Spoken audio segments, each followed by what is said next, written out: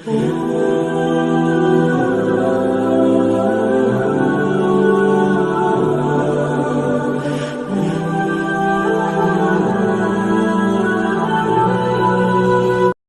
pertanyaan kumaha Bakiai lamun tos ngalaksanakeun umroh ngeunang teu disebut haji. Sebab loba nu hayang disebut haji. Ganti bae ngaranna nu tatarina Samsudin jadi Oji. Jadi nyanang ke jiji gitu bae. Aduh. Kulantaran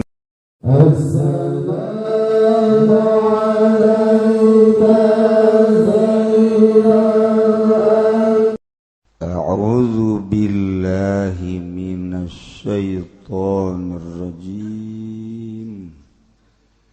Bismillahirrahmanirrahim. Walau syahida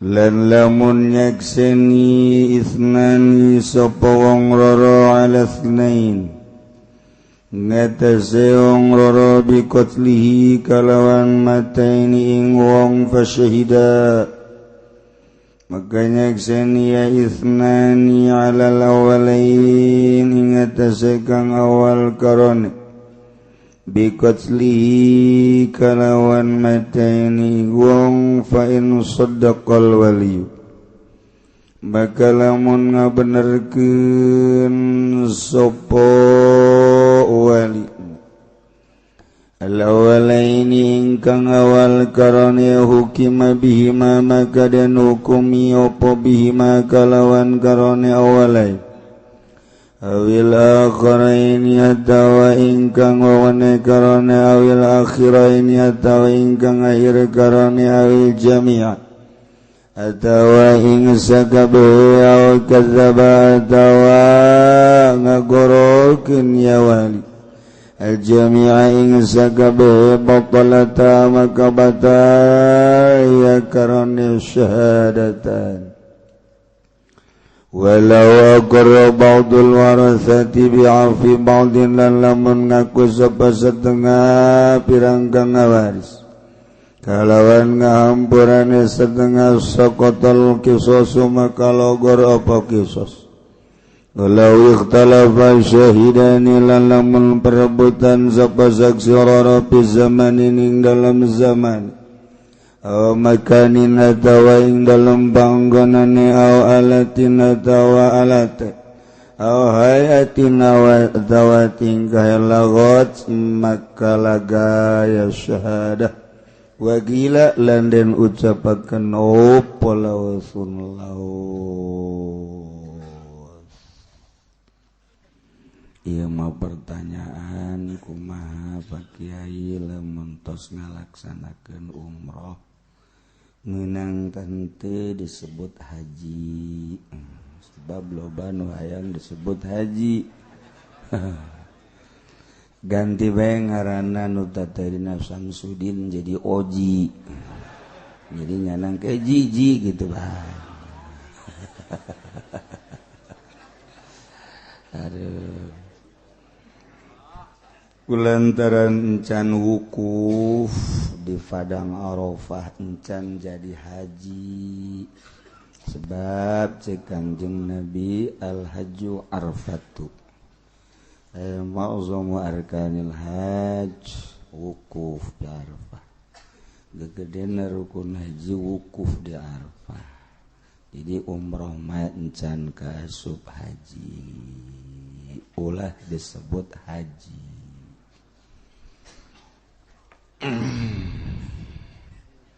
Aya pertanyaan kumaha lamun aya awewe nikah kemudian eueuh bapana aya ge bapa pulung. Jelas-jelasan bahwa eta mah bapa pulung lain bapa asli. Kemudian manehanana langsung ngawakilkeun ka hiji jelema bana ngawakilkeun langsung ka bapa ka UA langsung baik padahal bapak gawana nyahun bahwa eta teh lain anakna lain anak kandung kumaha pertikahanan nyaho eta mah teh nyaho kula gitu sebab anu kudu nikahkeun makan walina ari bapak bapak angkatna lain wali geus atuh ngawakilkeun ge teu sah boro-boro nu lain bapana jajak-jajak bapana ngan bapana pasek aju ngawakilkeun teu sah Sarwiti boga bapa ngaranna Fredi aju nyana mabok malam mingguan di orkes ju isuk-isuk nyana masih langleng kene pasek ngaranna ju ngawakilkeun teu sah ngawakilkeun emang kumaha kitu nikahkeun mantak hese atawa bapana tukang zina mun ngalaksanakeun dosa kabair pasek khuruj am taatillah kaluar tina nurut ka Allah aju nyana ngawakilkeun teu sah ngawakilkeun nyana nikahkeun teu sah ngawakilkeun teu sah kumaha teu bisa dikawinkeun budak pamanya cenah ge sia masuk manya ngaji sok teluk didengekeun sia mah cakaing teu sah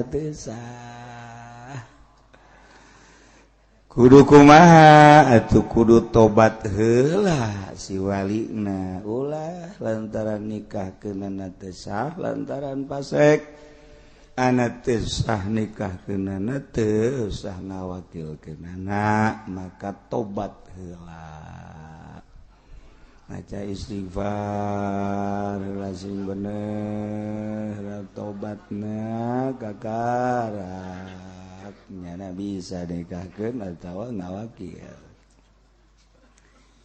terutama saksi anu ngasahkeun jeung ngahenteukeunana pertikahan adalah saksi jadi kelanjutanana perkawinan tergantung saksi saksina teu meunang nu pasek oh iya nikahkeun langsung digerok aja aya ke pangnikahkeun ieu pakai celana pendek deuk main bola masyaallah pakai saksi nikah nu mantak beuki halal hancur bae guari negara beuki acak-acakan lantaran pertikahanana nyana sambarangan itu keneh rakyat diharam-haram ge riba terus bae teu ngadenge ka omongan kiai lain kiaina tapi bahasa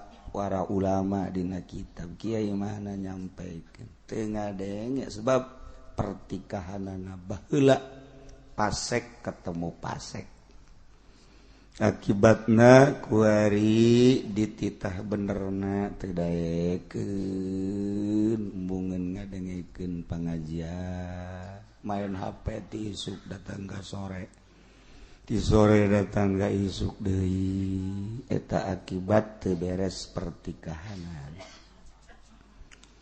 mantak wayahna dimulai kuari urang mengaji sing apik nikahkeun anak urang siji wayahna pamarentah mah ulah waka dijadikeun saksi satungtung aya ustad aya kiai lain ngaleutikeun pamarentah sebab nyana keur ngagulung-gulung hukum lain hukum Al-Qur'an eta nu nembrakna nu belah dituna nyana kabehan korupsi berjamaah eueuh pemerintah anu teu korupsi aya gelah teu kader ketika bupati ditangkep gubernur ditangkep urang nyaho gubernur anu ditangkep di penjara bupati anu ditangkep di penjara Nuh teu ditangkep lain berarti teu korupsi ngan can giliran. Can kagiliran doang. Ketika ditalungtik moal aya bupati nu teu korupsi. Daek sumpah ulama. Daek sumpah. Ih sia masuk aju kitu. Mantak ulah bupati dijadikeun saksi. Ai hadir mah teu naon sadiakeun dahar nginum. Ngan jadi saksi nikah.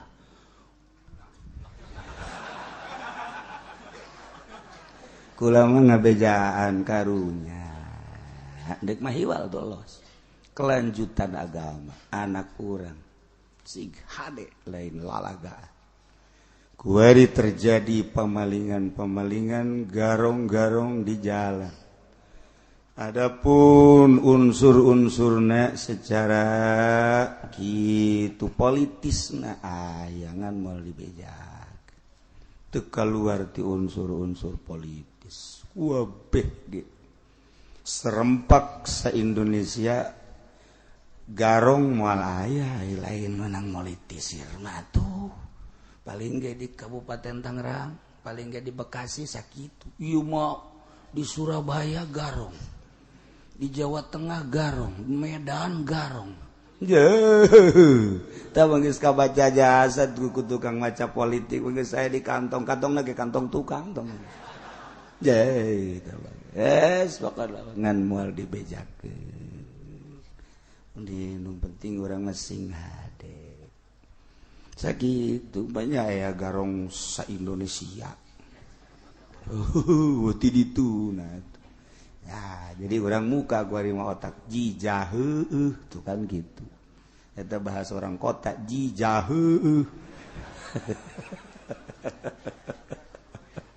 Bahasa ya garong babarengan ti itu aja diberitakeun di televisi.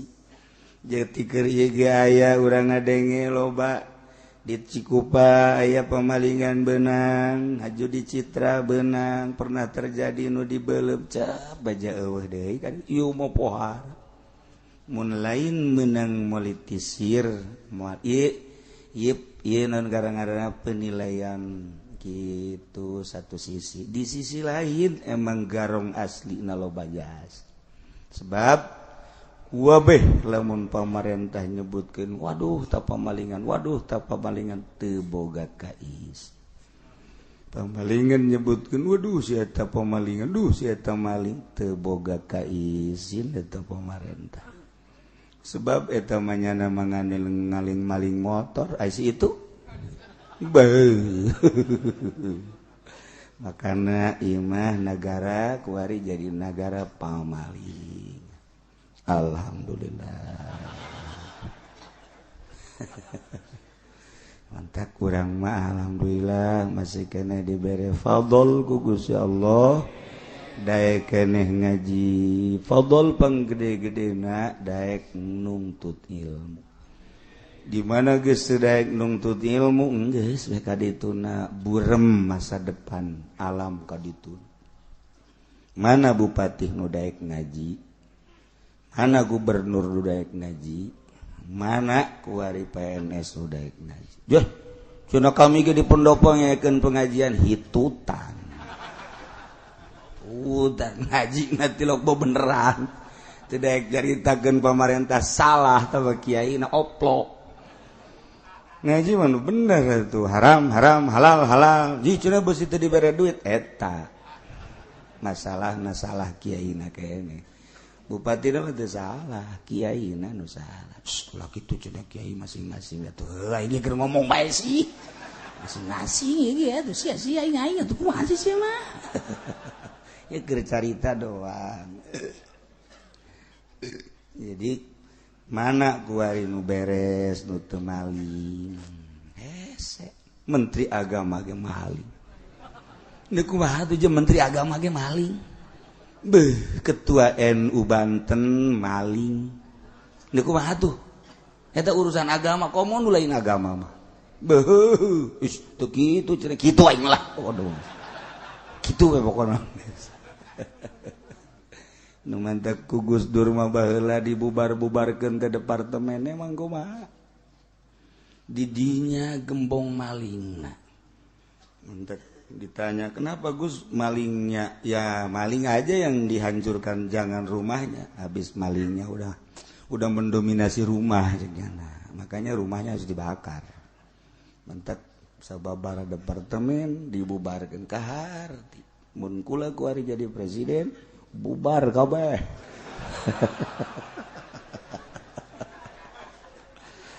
Penyakit amat kiai atuh aing na moal jadi presiden ieu. Siapa suka juga terusan nanya teh. Aing nggak moal jadi presiden, sanu milih tuh aing. Begitu ditanya mana ijazahna SDG eueuh. Emang kiai teu tamat-tamat ngan neundeuna di mana meureun. Gua di neundeuna teh nyaho. Pernah kapangi waktu deuk pindah teh dihakan beurit saparo. Atuh geus. Pelebatan datanganna deui nu dihandap lah. Lah geus bodoh lah. Jadi kuburan mau ditanya ijazah iya.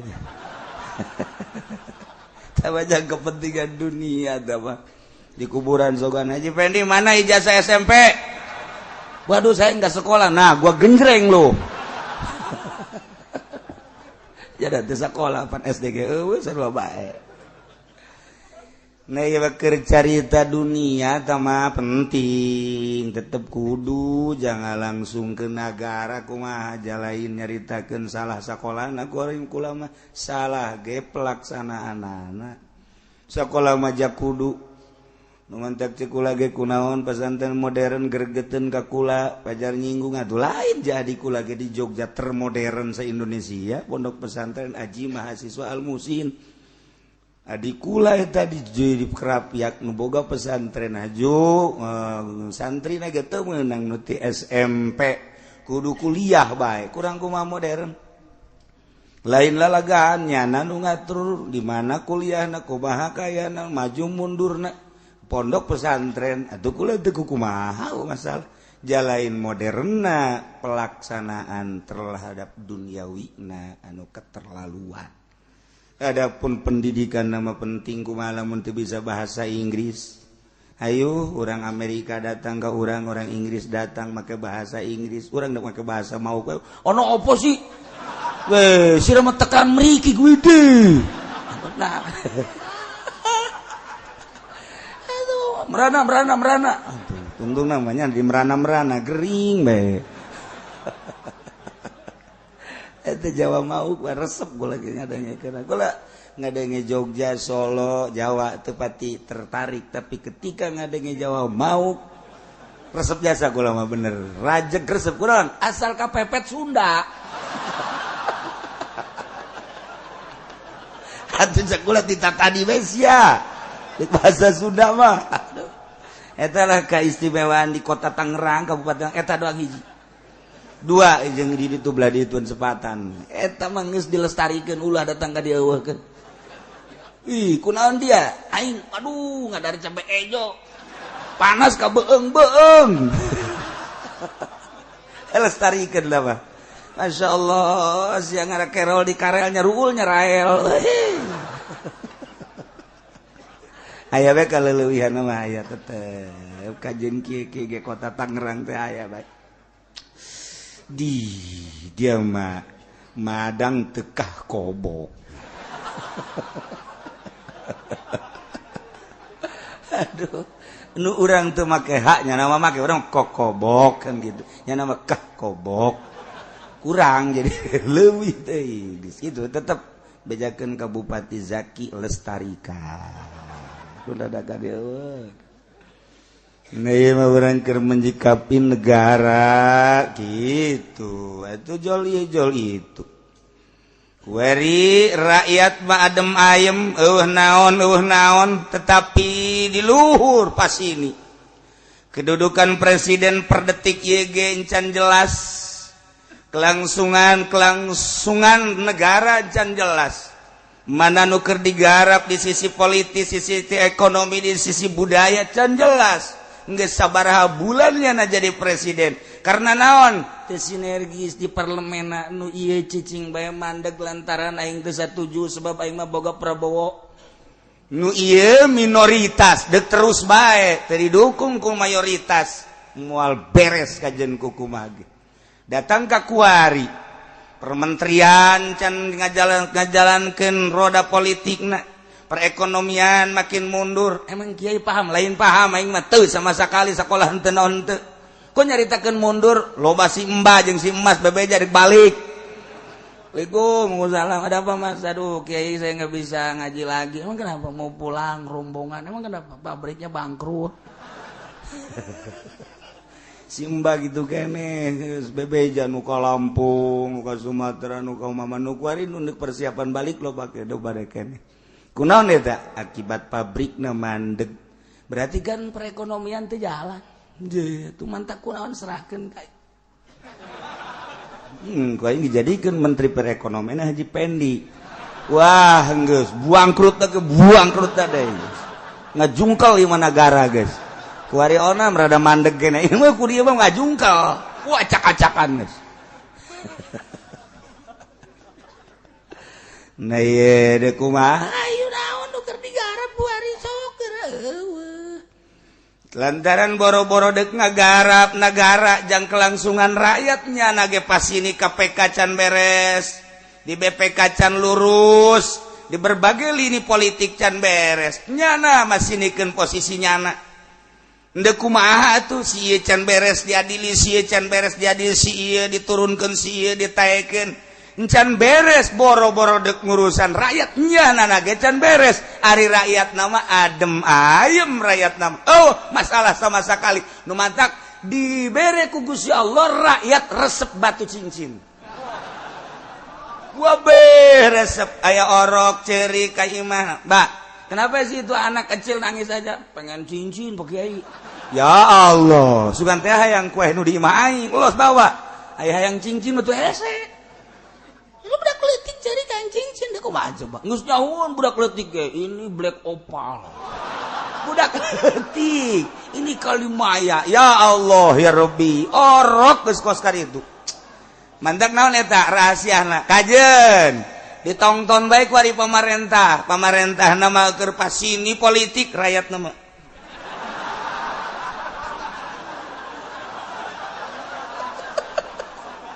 baru aja nyayomkeun pemerintah lo siapa sini ka ditu rakyat sorot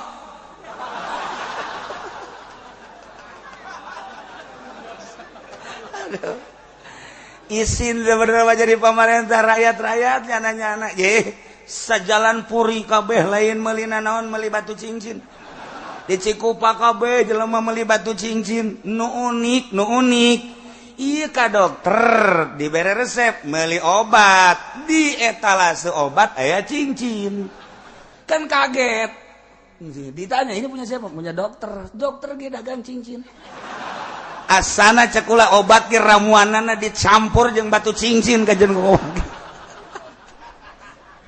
ieu kumaha nyayomkeun negara lo sia-sia pas ini aing bae indah jasa aing mah geus kieu bae dedengean di Aceh aya sabaraha ton cek cenah.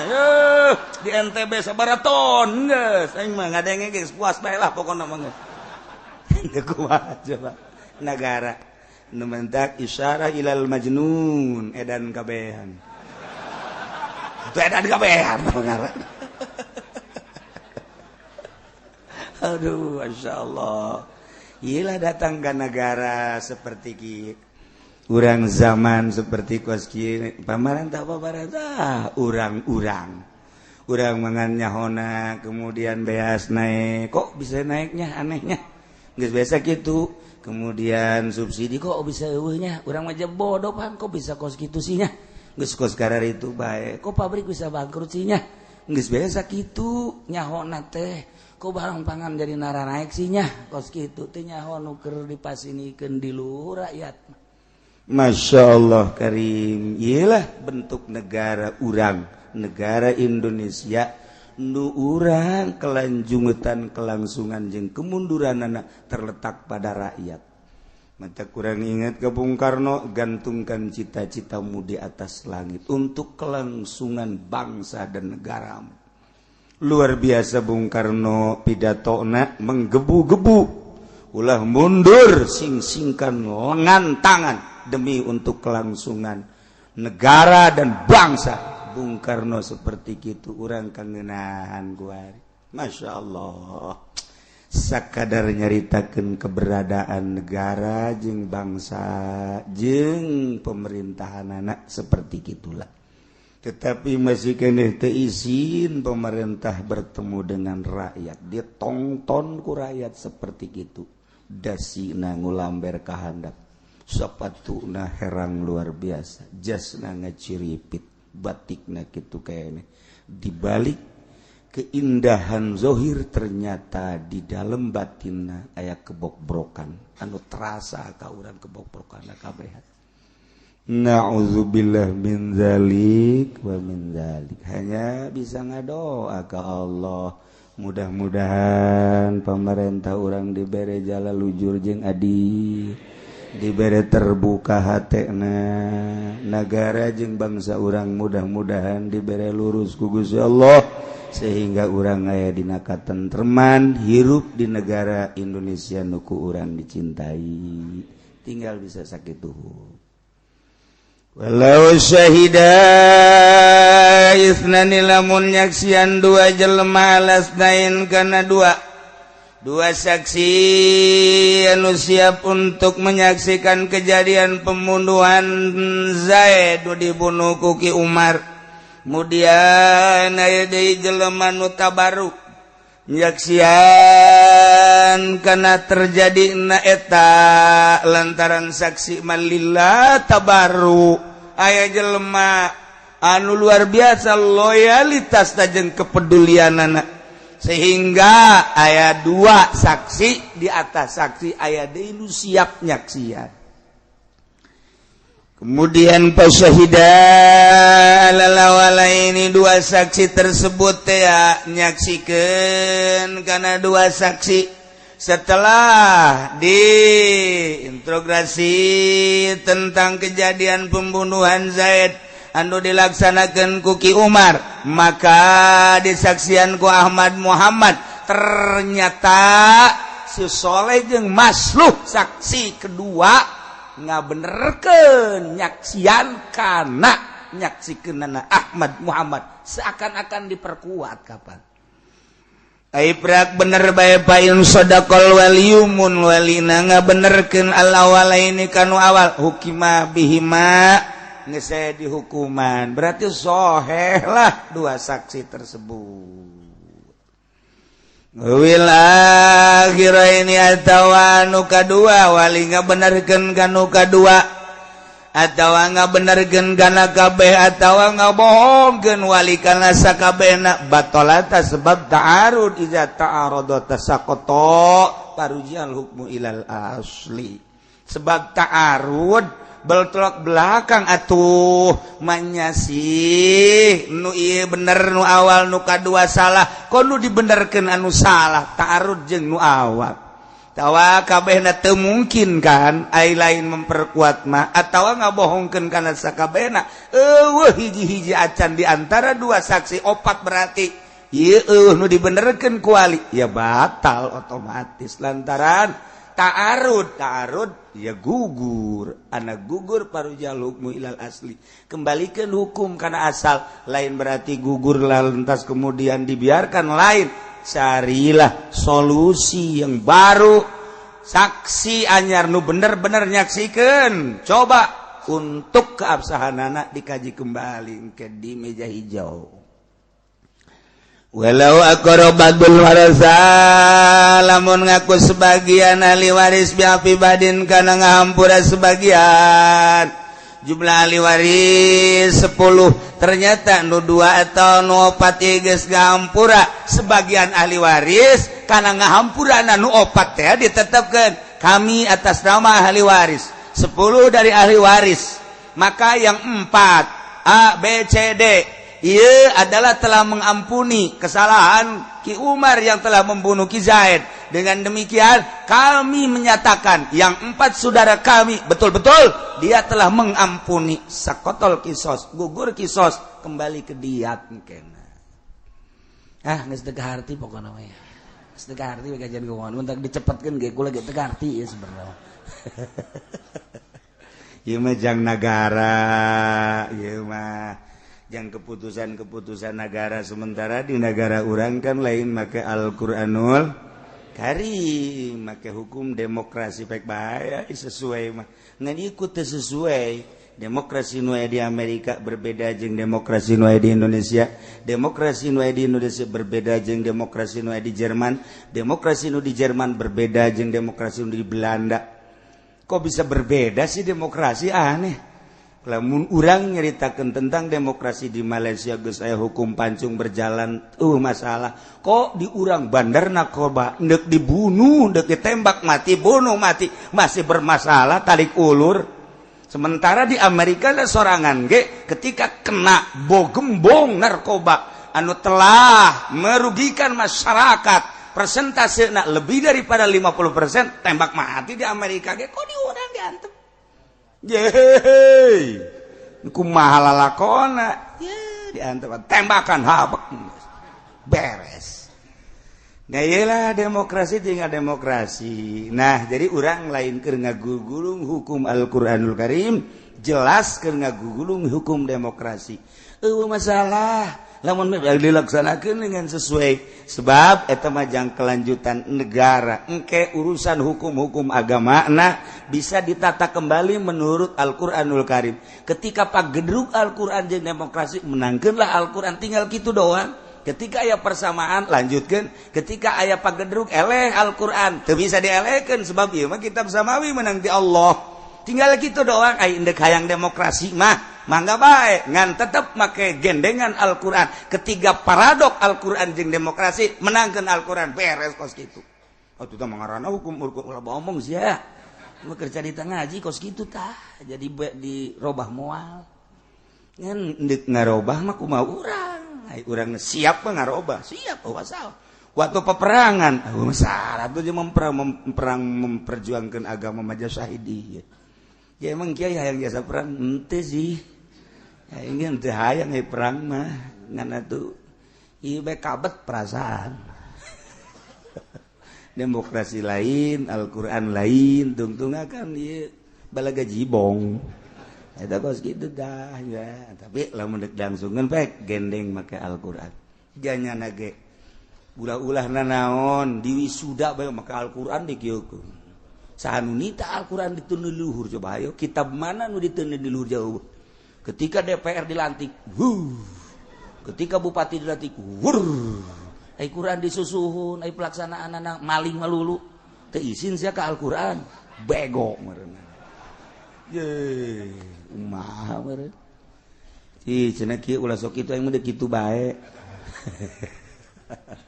artina teu aya penghargaan terhadap Al-Qur'anul Karim hanya dibuat kamuflase zahirna unggul batinna mah henteu masyaallah naon hartina Al-Qur'an disusuhun maknana berarti saya siap untuk melaksanakan roda pembangunan. Ketika saya menjabat jadi bupati sewilayah kabupaten dengan disaksikan oleh seluruh mata masyarakat yang ada di Kabupaten Tangerang dan lebih-lebih Al-Qur'anul Karim bukan sekedar Al-Qur'an sebagai lambang tetapi ingat terhadap yang menurunkan Al-Qur'an ialah Allah Subhanahu wa taala. Saya saksi, saya bersaksi dan bersumpah bahwa saya adalah diangkat jadi bupati sebagai amanat dari masyarakat disaksikan oleh seluruh masyarakat dengan berlambang Quran bahwa Allah lah yang menjadikan saya sebagai bupati dan sekaligus Allah lah yang melihat saya. Saya bersumpah ya Allah ketika saya tidak melaksanakan keharusan sesuai dengan aturan-aturan undang-undang maka turunkanlah geledek buat saya. Saya kunan seri bego mereka. Galedek si seuri eta sareng gitu maknana teh cek tukang ahli munazarah mah eta teh aya di santri mah ya fan ngaranna fan munazarah mah di mana urang ngaku kana hiji perkara di mana ngalaksanakeun hiji perkara di mana ngucap hiji perkara sebagai akuan berarti gitu teh masyaallah urang neulekeun kunaon nya teu paham lamun teu paham ngaji heula ka aing ngaji naon hartina ta Quran dikieukeun aji eta aya dia munazarah masyaallah di munazarah mah aya make baju bae warna batik eta teh ngomong, make baju jas eta ngomong, make baju hejo eta ngomong, baju koneng eta ngomong. Ji geus seuri rombongan make jas koneng seakan-akan inilah ngomong teteh kos gitu make baju hejo nih saya ngomong emang kumaha gitu. Masya Allah iza taqawala aw fa'ala idda sihatahu gitu teteh di mana-mana nyana ngomong atawa nyeun pagawean idda sihatahu wa husnahu berarti nyana ngaku kana sehah kana soheh jeung kana benerna jeung kana bagusna cek nyana. Berarti aya jelema make jas koneng seakan-akan pengakuan date saya yang bernama Haji Pendi telah masuk Golkar zahiran wa batinan. Dengan tanda jas saya adalah jas kuning, maka saya siap untuk ditanya oleh malaikat di dalam kubur dan siap nanti di mizan. Kelak nanti ketika saya ditimbang amal, Golkar tidak akan saya lepaskan demi Golkar. Berani saya ke neraka jahanam. Parah amat. Jadi ku ngaji makanya hawan baik kabeh. Ku ngaji mah iddasyata wasahu. Ji, tinggal ge ka ditu dikembangkeun bener kebenaranna soheh jeung husnana bener henteu di munazarah ngaranna bisa didebat. Silakan perdebatanana kembangkeun ku urang deuk make debat naon. Ya, nu geus kitu mah geus aya di dieu kabeh. Nu mantep aya jelema datang kotek-kotek oh jasna naon geus katebak. Atuh geus katebak kabeh ge sebab aya dina kitabna. Geus moal nyalahan kajen ku kitu-kitu bae kajen ku kuat. Bener jasa atuh pan pager ge ngomong lawang ngomong ketika digebrukeun lawang cak lawang aing ieu adalah penutup. Ketika aing ditutupkeun ku nu bogana berarti aing teu ngajagaan jelema teu meunang aya nu asup saha bae. Sareng kitu teh pager ngomong pager. Eta kabeh ge ngomong emang teu ngomong tuh ngomong sarua bae.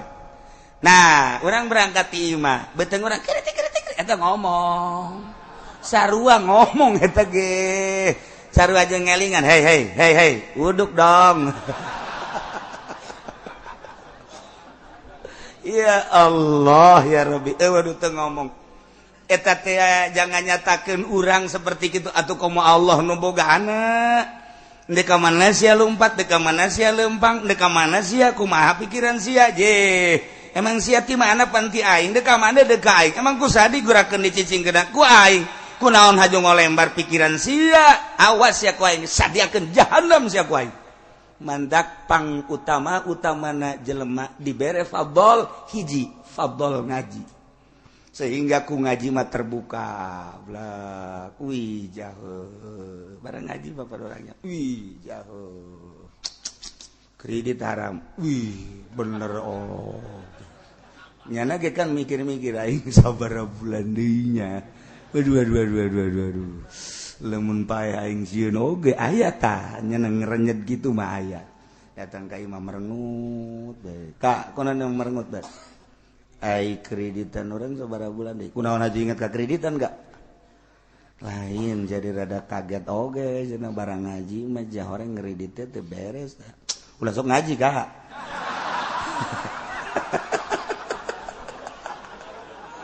keur nyanding juri ka pamajikanana tadi hasil ngaji teh coba ngadu jeung pamajikan ayo wayang bakal kos gitu lo ka ngaji ka atuh urang nya namanya atuh urang ngora kene butuh dunia juta kesampean untuk ngredit daripada kakak jadi mang-mang geus neangan guru nu saja nu ngahalalkeun kredit ka ye itu memang kiai nya doang atuh lo bakene kiai mah urang esok ngadengekeun aya kiai nu ngahalalkeun ja dalilna ku urang kaharti anu itu malah kiai nu boga showroom eta mah deuketan heueuh nya tuh heuh kakak deui bego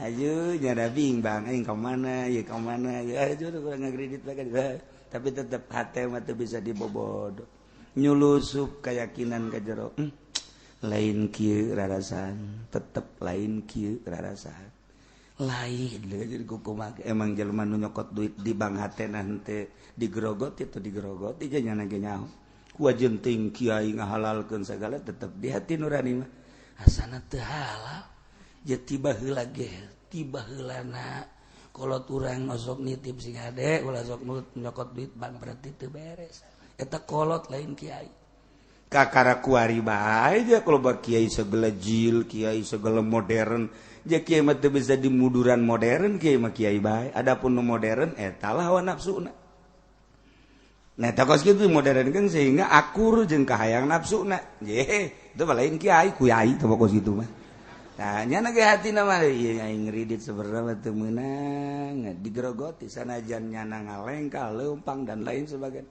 tetep nurani teu bisa dibohongan teu bisa kajuntingnya lah meunang ora keneh tetep nurani mah teu bisa dibohongan kos jelema bodoh mabok hate leutik namanya nyahueun haram ngan nafsuna doang ketika kembali ka jero hatena sebenarnya mah haram nu zina sarua bae adapun nyada terus-terusan eta mah karena pergaulan jeung hawa nafsu ketika kembali ka nurani mah sabenerna mah haram nyahoan nya ge ya Allah eta emang bangsa pejabat korupsi teh nyahoan eta haram nyaho ngan hawa nafsuna bae ketika nyana merenung mah sabenerna mah lah kagok lah tuh kuat coba ayo asal geus kagok cilaka masyaallah bener awak urang moal kebel deui urang ge cara kolot-kolot urang bakal paeh ka ditu kuari mah babarengan jeung jelema asup ka jero kuburan mah urang sorangan harta urang balik dulur urang balik nganterkeun ngan sakadar datang ka bibir kuburan doang cerik genyeng cerikan urang dedeh jeung nya asa poe dua poe datang ka bibir kuburan doang memberikan penghormatan terakhir anak teh mamang teh uwa teh dunungan teh guru teh horeng nu asup ka jero manu milu jeung urang amal urang eta mah nyana baralik teu tanggung jawab pikir tah di jero kubur urang duaan jeung amal ketika urang ambalaya amal-amal urang nu jore urang nu ngarasakeunana boro-boro disiksa di jero kubur dibeulem dibom di naon karangan pentung ku rokok bae ge urang panasna pohara karera bae ge panas komo di jero kubur ge disiksa ku azabul qabri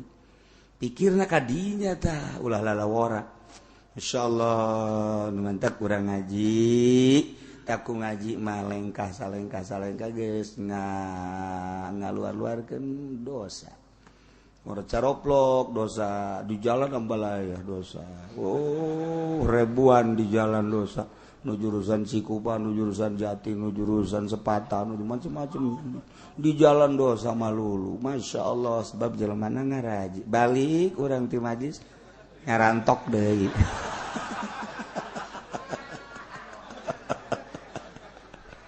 Masya Allah kari ulah tetegel ate urang walau ikhtalafa syahidani bi zamanin lamun dua saksi berbeda dina masana Zahmad jeung Muhammad sebagai saksi ketika saksi ditanya ternyata berbeda dina zaman Ahmad begitu ditanya kejadian pembunuhan Zaid kuki Umar cak Ahmad ti peuting begitu ditanya ki Muhammad iraya terjadi pembunuhan Umar membunuh ki Zaid ternyata ceknya na berbeda antara saksi nu hiji jeung saksi nu hiji atau dua saksi Ahmad Muhammad menyatakan berang ternyata saksi kedua penting ieu berbeda ikhtilaf syahidani fi zamanin lagot saksi tersebut teu bisa dipertanggungjawab walau ihtalafa syahidani fi makanin lamun berbeda dua saksi dalam penyaksian kasus pembunuhan terhadap Zaid anu berbeda pimakanin dina tempatna begitu ditanya saksi pertama Zaid nyaritakeun bahwa Umar membehet Ahmad ditanya saksi pertama pembunuhan Zaid dilakukan ke Umar di depan masjid, di hadapan masjid. Begitu ditanya Muhammad, kumaha kejadianna? Ditanya. Begitu ditanya dijelaskan ngajelaskan ke Muhammad, terjadi di hadapan balai desa. Berbeda Ahmad mah di hadapan masjid, Muhammad mah di hadapan balai desa. Berbeda. Dua saksi menyaksikan untuk memperkuat terjadi pembunuhan Zaid, berbeda dina tempatna. Lagot saksi tersebut tidak bisa dipertanggungjawabkan. Walau italapa syahidani, lamun berbeda dua saksi dalam menyaksikan kasus pembunuhan terhadap Ki Zaid, berbeda fi alatin dina alatna lagot. Andai kata Ki Zaid, andai kata kiamat ditanya, betul kamu menyaksikan pembunuhan Zaid yang dibunuh oleh Umar? Betul. Apa alatnya yang dipakai membunuh? Celurit. Kok bisa kamu tahu celurit? Saya tahu sebab dia orang Madura. Waduh, terkena dengan celuritnya. Waduh. Tanya Muhammad, mana yang benar nyaksian pembunuhan terhadap Zaid? Betul. Yang membunuh siapa? Umar. Apa yang dipakai alat membunuhnya? Pedang, Pak. Aiki Ahmad celurit, Ariki Muhammad pedang. Berbeda alatna. Iya lagot, tidak bisa dipertanggungjawabkan.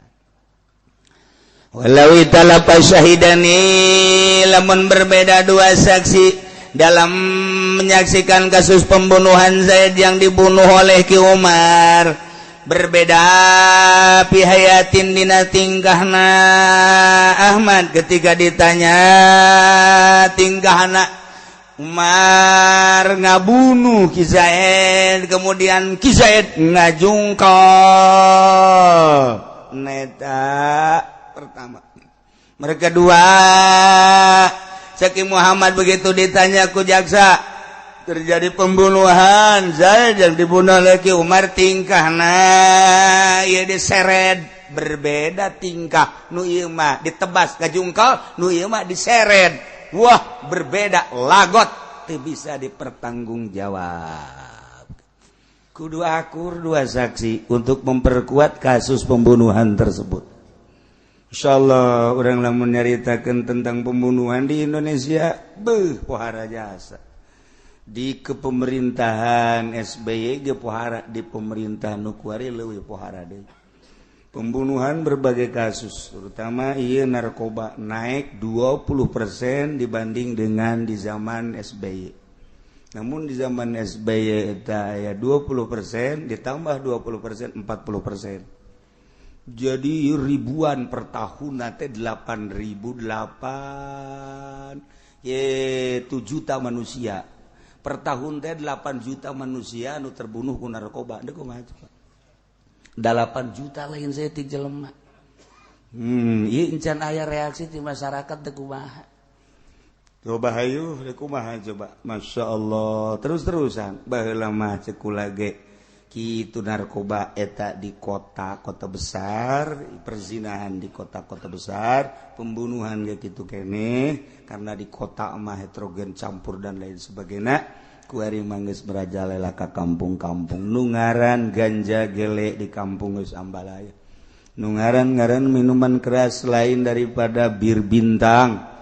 Naon bae geus ka kampung-kampung, berbagai merek. Karena merekna gitu ditalingakeun ku polisi nyana tanpa merek, ramuan sorangan. Jadi leuwih dahsyat deui budak SD baheula teh kacaritakeun mabok ku ari memulai ti SD. Ieulah dihancurkeun ku orang-orang Yahudi pola pikir bangsa Indonesia. 10 tahun ka tukang mah urang masih keneh aya harismaan pemerintah teh karena nu mabok.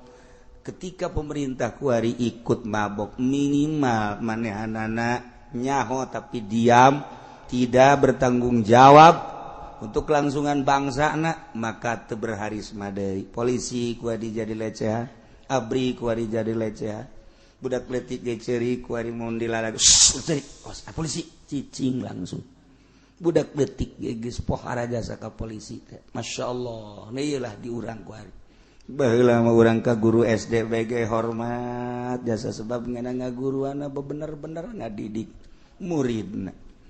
Seakan-akan perbedaan antara guru sekolah jeung guru ngeja akur mantak kula keur leutik ku abah almarhum coba sia dek lebaran ya gara ngazakat fitrah ku ka itu tuh kagak Pak Guru Hasan tita ngazakat tuh ka Guru Hasan ka gelang kunaon eta di aku berarti bener-bener ngadidikna sehingga dimenangkeun da urang ngazakat ka guru. Baheula mah kosit breng ngazakat ka guru SD sebab guru SD da layak dibere di aku. Perbedaan antara guru SD jeung guru ngaji ngeja. Sarua pada guruna kuari urang deuleu guru SD masyaallah karim. Deuleu guru SMP jeung deuleu kadal akur. Deuleu guru SMA jeung guru kuliah sarua jeung deuleu oretaneuh. Sarua jeung ore kobra da kumaha tuh komo engke ka ditu da pamarentahna kos orai naon meureun tah mah sanca bisa. Ieu mah keur carita naon kitu ratapan masyarakat seperti kos kitulah. Sehingga masyarakat atau budak sekolah bisa ngahina ka guru. Emang hinaeun. Kos kitulah kuari di urang walaupun teu keseluruhan tapi mayoritas seperti gitu. Eueuh pengorobatan ti budak. Masya Allah karim jadi koski orang akibat awalnya terlalu main duit sehingga budak berpikiran lah horengan